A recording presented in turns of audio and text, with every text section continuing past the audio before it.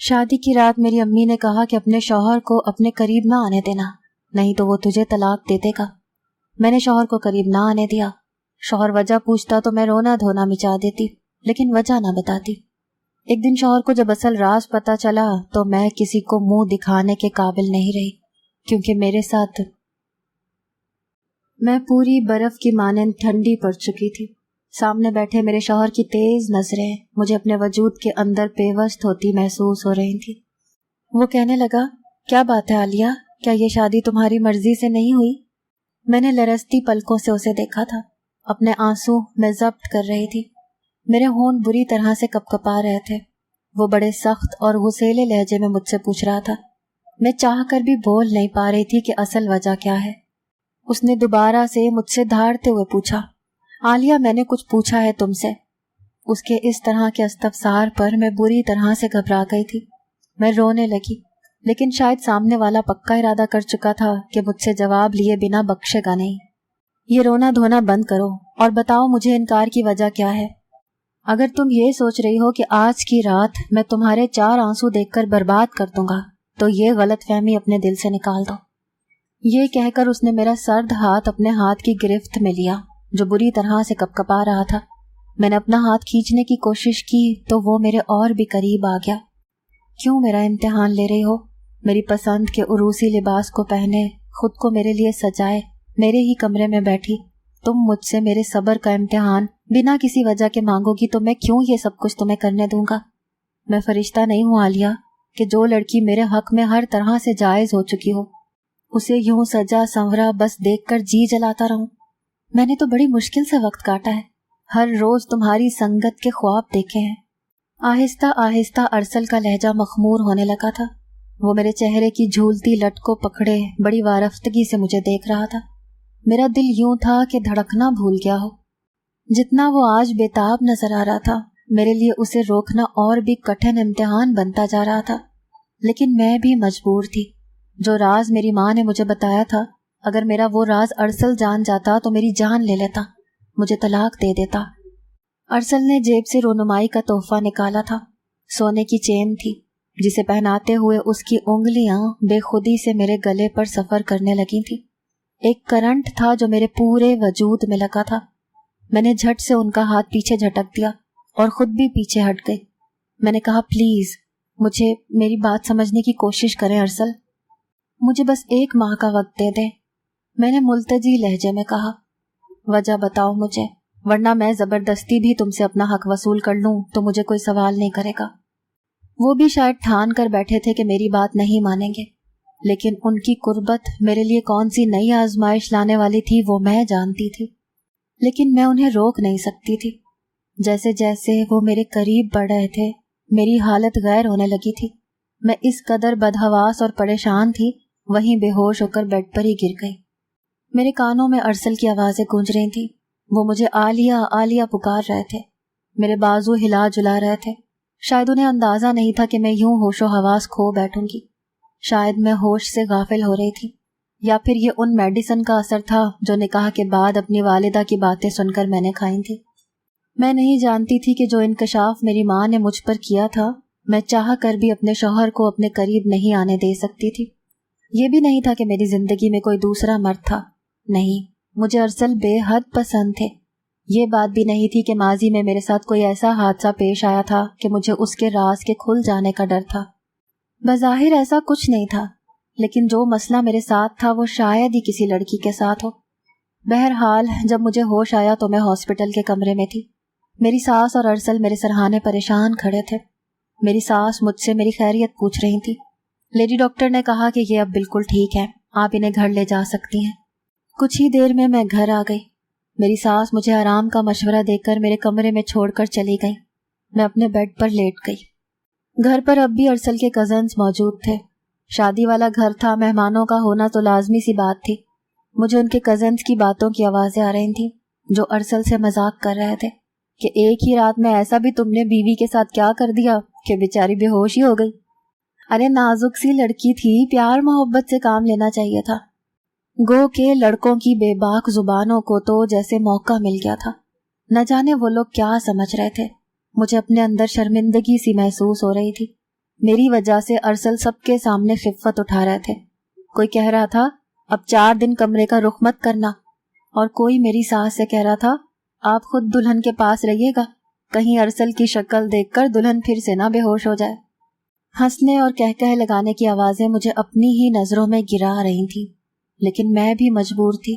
اگر اصل وجہ شوہر کو بتا دیتی تو طلاق دے کر دھکے مار کر اپنے گھر سے نکال دیتا، اگر کچھ بھی نہ بتاتی تو رشتہ قائم ہوتے ہی وہ جان جاتا۔ میں کس دوہری اذیت سے گزر رہی تھی۔ چند دن تک میری ساس ہی میرے پاس آتی رہی، مجھے کھانا بھی وہی کھلاتی تھی۔ بہت نرم دل خاتون تھی، اچھی اور محبت کرنے والی۔ مہمان بھی جا چکے تھے، میری طبیعت بھی کافی بہتر ہو چکی تھی، اسی لیے میں نے خود ہی کچن کے کام سنبھال لیے تھے، حالانکہ میری ساس نے مجھے بہت منع کیا تھا۔ ارسل بہت چپ چپ سے تھے، کھانے کے دوران بھی مجھے شکوہ کناں نظروں سے دیکھتے رہتے تھے۔ میرے سسرال میں بس میری ساس اور شوہر ہی رہتے تھے۔ ارسل میری ساس کی اکلوتی اولاد تھے۔ ویسے تو سب مہمان جا چکے تھے، لیکن میری ساس کی بھتیجی ابھی یہیں تھی۔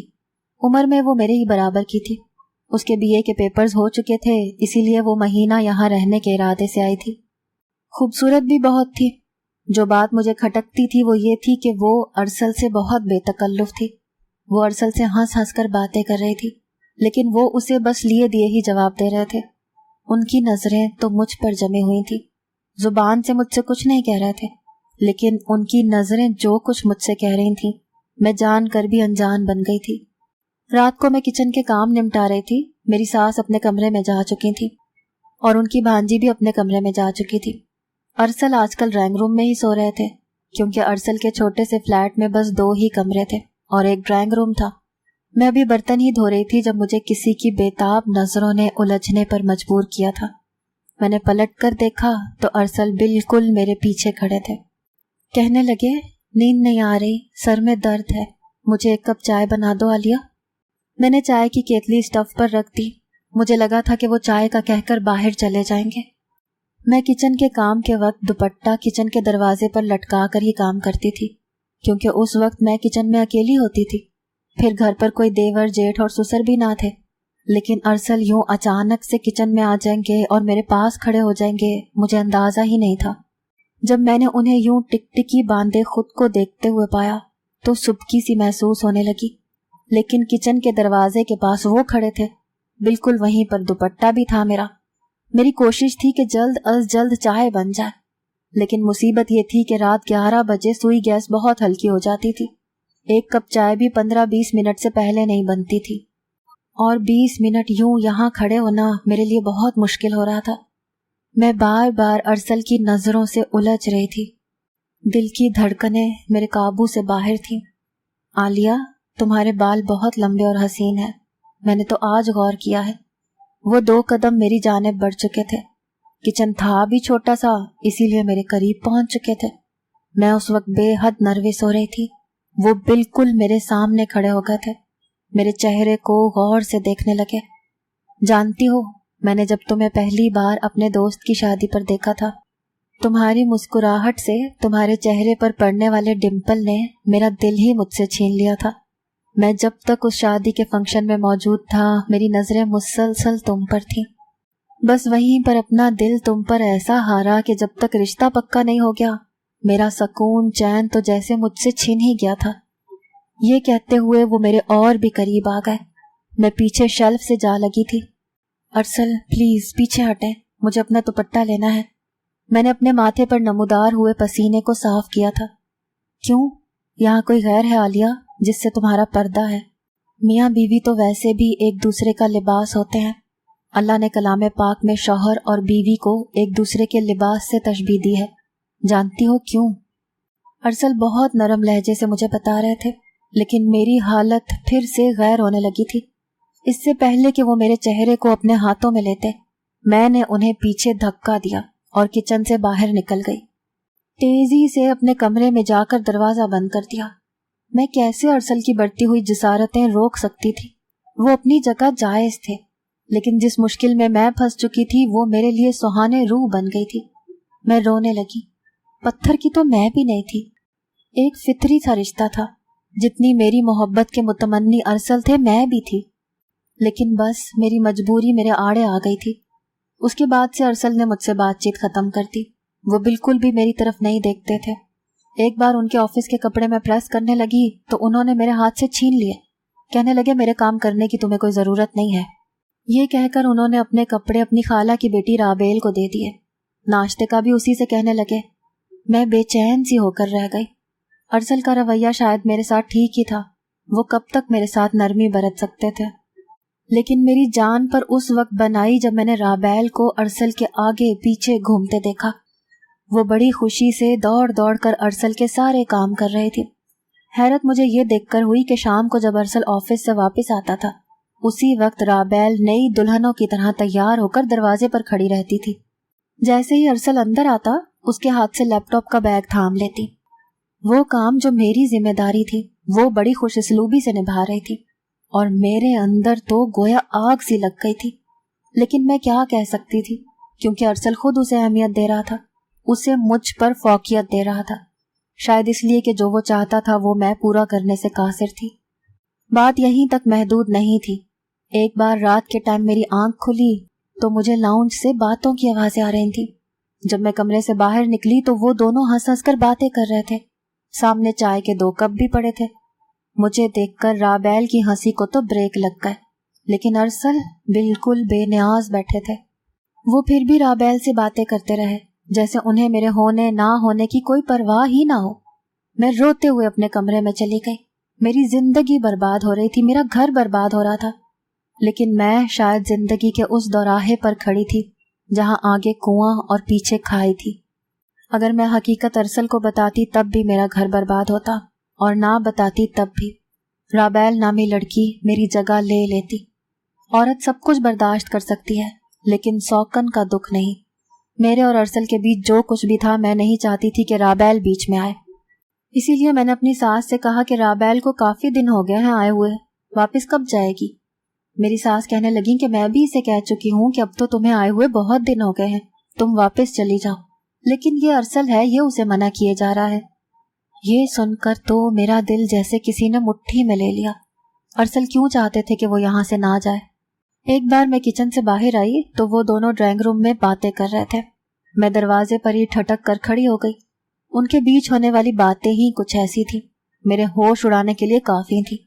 میں نہیں جانتی تھی کہ ان دونوں کے بیچ کیا چل رہا ہے, لیکن آج اس راز سے بھی پردہ فاش ہو چکا تھا. میں شاید اس خوش فہمی میں تھی کہ ارسل مجھ سے محبت کرتے ہیں, لیکن حقیقت تو شاید کچھ اور ہی تھی. کیونکہ جو کچھ میں نے سنا تھا اس کے بعد میرے دل میں یہ خوش فہمی ختم ہو چکی تھی کہ میرا شوہر مجھ سے محبت کرتا ہے. شاید یہ شادی اس کی کوئی مجبوری تھی, ورنہ محبت اسے رابیل سے تھی اور رابیل اس کے کہنے پر ہی یہاں رکی ہوئی تھی.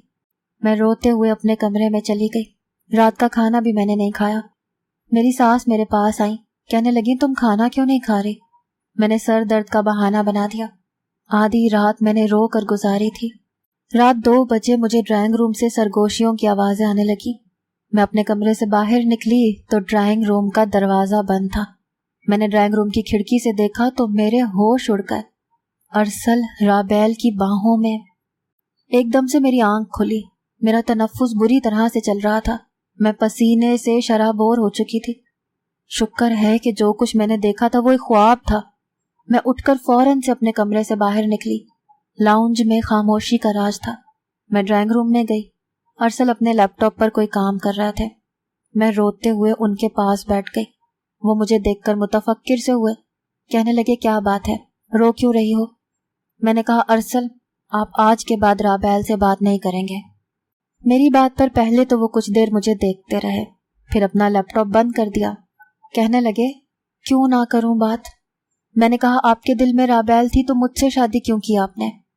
وہ کہنے لگے مجھ سے بڑی بھول ہو گئی. میں نے رابیل کی قدر نہیں کی اور تمہارے حسن کا اسیر ہو گیا. لیکن اب مجھے احساس ہو گیا ہے, اسی لیے میں رابیل سے شادی کرنا چاہتا ہوں. یہ سن کر تو میرا دماغ ہی چکرا گیا تھا. میں پھوٹ پھوٹ کر رونے لگی. میں نے کہا آپ ایسا نہیں کر سکتے, مجھے یوں برباد نہیں کر سکتے. میں مر جاؤں گی آپ کے بغیر ارسل. میں آپ سے بہت محبت کرتی ہوں. میری بات سن کر انہوں نے میرا ہاتھ پکڑا اور اپنے کمرے میں لے آئے. کمرے کا دروازہ بھی بند کر دیا. کہنے لگے بس یہی سننا چاہتا تھا میں. مجھے یہی جاننا تھا کہ تمہارے دل میں کون ہے. اسی لیے میں نے رابیل کی منت کی تھی کہ وہ میرے ساتھ مل کر یہ ڈرامہ کرتے۔ عالیہ، رابیل میری سگی بہن ہے، خالہ کی کوئی اولاد نہ تھی، اسی لیے امی نے رابیل کو انہیں دے دیا تھا۔ یہ بات میرے لیے ایک نیا انکشاف تھی۔ پھر بولے کہ تمہاری دوری نے مجھے بے حد پریشان کر رکھا تھا، مجھے لگا تم کسی اور سے محبت کرتی ہو، اسی لیے مجھ سے دور رہنے کے بہانے ڈھونڈتی ہو، اسی لیے میں نے رابیل کے ساتھ مل کر یہ ڈرامہ کیا تھا، اور آج تمہارے اظہار نے میرے اندر ایک اطمینان سا بھر دیا ہے۔ شاید تمہاری مجھ سے دوری ایک فطری ہچکچاہٹ تھی۔ ارسل میرے قریب آنے لگے، لیکن اس بار میں انہیں روک نہیں پائی، کیونکہ اپنی زبان سے اظہار کر بیٹھی تھی۔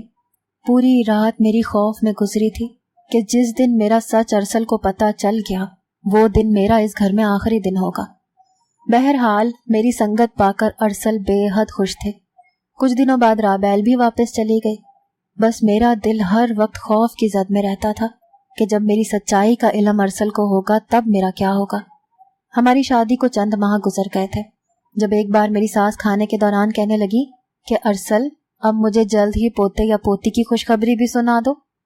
یہ سنتے ہی میرے حلق میں تو جیسے نوالا پھنس کر رہ گیا تھا۔ میں نے پانی پی کر نوالا اندر اتارا، میری بھوک ہی مٹ چکی تھی۔ ارسل البتہ مسکراتے ہوئے اپنی ماں کو تسلی دے رہے تھے۔ کچھ ماہ بعد ہی ارسل اپنی والدہ کے اصرار پر مجھے لیڈی ڈاکٹر کے پاس لے گئے۔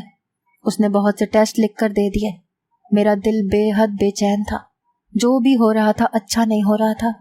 میں نے ڈرتے ڈرتے ارسل سے کہا کہ امی کو بچوں کی اتنی بھی کیا جلدی ہے؟ وہ میرا ہاتھ تھام کر بولے کہ عالیہ، بچے مجھے بھی بہت پسند ہیں، میں تو چاہتا ہوں اللہ مجھے جڑواں بچے دے دے۔ ان کی باتیں میرا دل ہلانے کے لیے کافی تھیں۔ جو حقیقت میری والدہ نے مجھے بتائی تھی، میں جانتی تھی کہ میں یہ نعمت انہیں نہیں دے سکتی، اور جس دن یہ بات ارسل کو پتہ چل گئی، وہ دن میرا اس گھر میں آخری دن ہوگا۔ وہ مجھے کبھی بھی اس حقیقت کے ساتھ قبول نہیں کرے گا۔ پھر وہ وقت بھی آ گیا جس دن میرا الٹرا ساؤنڈ ہوا تھا۔ اس دن میری روح جیسے میرے وجود سے نکل رہی تھی۔ جس طرح ڈاکٹر بار بار کبھی میرے چہرے کی طرف دیکھتی، کبھی الٹرا ساؤنڈ کی اسکرین کی طرف، میری جان ہی تھی جو قطرہ قطرہ نکل رہی تھی۔ میری آنکھوں سے آنسو جاری ہو گئے۔ میں نے ڈاکٹر کی منت کی کہ وہ میرے بارے میں میرے شوہر کو کچھ نہ کہے، لیکن وہ کہنے لگی کہ ہمیں یہ آرڈر نہیں ہے، اگر میں نہیں بتاؤں گی تو کوئی اور الٹرا ساؤنڈ والا بتا دے گا، یہ بات زیادہ دیر تک چھپی نہیں رہ سکتی، بہتر ہے کہ آپ اپنے شوہر کو خود سچ بتا دیں۔ میں اس کی منت سماجت کرنے لگی کہ میرا گھر ٹوٹ جائے گا، لیکن شاید میری قسمت ہی خراب تھی۔ میری رپورٹ ارسل تک پہنچ گئی تھی، لیکن جیسے ہی لیڈی ڈاکٹر نے وہ رپورٹ دیکھی تو مجھے حیرت سے دیکھنے لگی۔ میں یوں تھی کہ بے جان بت۔ میرا سچ ارسل کو پتہ چل چکا تھا۔ ارسل کے بدلتے تاثرات اور بدلتی رنگت میری جان نکال رہی تھی۔ گھر جاتے ہی میری ساس ارسل سے میری رپورٹس کے بارے میں پوچھنے لگی۔ وہ کہنے لگے کہ ابھی ڈاکٹر نے کچھ نہیں بتایا۔ میں اپنے کمرے میں چلی گئی۔ اس وقت میری بدحواسی عروج پر تھی، میری جان نکلی ہوئی تھی۔ ارسل نہ جانے کمرے میں آ کر مجھے کون سی سزا سنانے والے تھے۔ ارسل جب کمرے میں آئے تو ان کی آنکھیں سرخ تھیں۔ میرا دل یوں تھا کہ دھڑکنا بھول گیا ہو، میرے آنسو بہ رہے تھے۔ وہ میرے پاس آ کر بیٹھ گیا۔ کچھ دیر مجھے خاموشی سے دیکھتے رہے۔ انہوں نے زبان سے تو کچھ نہیں کہا، لیکن نظروں سے جیسے سب کچھ کہہ رہے تھے کہ اتنی بڑی بات مجھ سے کیوں چھپائی۔ میں بس مسلسل آنسو بہا رہی تھی، خود کو کاتب تقدیر کے حوالے کر دیا تھا۔ ارسل کہنے لگے، بس ایک بات بتا دو عالیہ، کیا تم یہ بات پہلے سے جانتی تھی؟ میں نے نفی میں سر ہلا دیا۔ میں نے کہا میری امی نے مجھے شادی کی رات نکاح کے بعد یہ بات بتائی تھی۔ یہی وجہ تھی کہ میں آپ کو اپنے قریب آنے سے روکتی تھی، تاکہ آپ یہ سچ جان کر مجھے طلاق نہ دے دو۔ یہ کہہ کر میں رونے لگی۔ وہ کہنے لگے، تم نے اچھا نہیں کیا عالیہ، تم جانتی تھی کہ میں اکلوتا ہوں، میری ماں کو میری اولاد چاہیے۔ تمہاری امی اگر سچ سے واقف تھیں تو انہوں نے ہمیں انجان رکھ کر غلط کیا ہے۔ یہ کہہ کر ارسل کمرے سے باہر نکل گئے۔ پوری رات وہ کمرے میں نہیں آئے۔ میری والدہ نے مجھے شادی کی رات روتے ہوئے یہ بتایا تھا کہ مجھ میں پیدائشی طور پر بچے دانی موجود نہ تھی، میں کبھی بھی ماں بن ہی نہیں سکتی تھی۔ پھر مجھ سے یہ بھی کہا تھا کہ جتنا ہو سکے میں ارسل سے دور رہوں، کیونکہ اگر وہ مجھ سے تعلق قائم کرے گا تو ظاہر ہے پھر بچے کا مطالبہ بھی کرے گا، اور اس کے علاج کے لیے جب بھی مجھے ڈاکٹر کے پاس لے کر جائے گا تو یہ حقیقت اس پر آشکار ہو جائے گی، اور آج وہ ہو چکا تھا۔ मैं फूट फूट कर रोती रही, लेकिन वो एक बार भी मेरे आंसू पोंछने नहीं आया। सुबह तक मैं समझ चुकी थी कि वो मुझे क्या फैसला देने वाला है। जब मैं सुबह कमरे से बाहर निकली तो अरसल अपने ऑफिस जा चुका था। पूरा दिन मेरा बेचैनी से गुजरा था। जब वो घर वापस आया तो उसके चेहरे पर भी उदासी सी छाई हुई थी। उसने रिपोर्ट्स पकड़ी हुई थी जो सास के सामने रखती। मेरी तो जैसे जान ही निकल गई। लेकिन फिर मुझे इल्म हुआ कि मेरी सास बिल्कुल अनपढ़ है। कहने लगी, अरसल, मुझे इनका क्या पता कि क्या लिखा है, मुझे बताओ। अरसल कहने लगे कि मैं आपको कभी भी वारिस नहीं दे सकता अम्मी, क्योंकि मेरे अंदर ऐसे जरासीम ही नहीं है कि मुझे औलाद हो सके। ये कहकर वो रोने लगा, मेरी सास के गले लग गया। कहने लगा, अम्मा, मैं बांझ मर्द हूँ, खुदा के लिए मुझसे दोबारा औलाद का मत कहिएगा। मैं आपको सब कुछ दे सकता हूँ सिवाय औलाद के। ये सुनकर मेरा रंग फीका पड़ गया। अरसल ने हर बात खुद कर ली थी और मुझे हर चीज से बरी जिम्मा कर दिया था। मेरी सास भी रो रही थी और मैं हक्का बक्का अपने शौहर को देख रही थी। ये मर्द का कौन सा रूप था जो मेरे सामने अरसल की सूरत में था। मेरी सास ने जब खूब आंसू बहा लिए तो कहने लगी कि कोई बात नहीं, हम यतीम खाने से कोई ना कोई बच्चा ले लेंगे और उसे अपना समझकर पाल लेंगे, लेकिन तुम अपना दिल बुरा मत करो। मैं कभी तुम्हें दोबारा औलाद के लिए नहीं कहूंगी। कमरे में आकर अरसल बेड पर बेजान सा होकर बैठ गया था। मैंने जमीन पर बैठकर उसके पांव पकड़ लिए और रोने लगी। मैंने कहा, यह आपने क्या किया? मेरी खामी को अपने नाम ले लिया।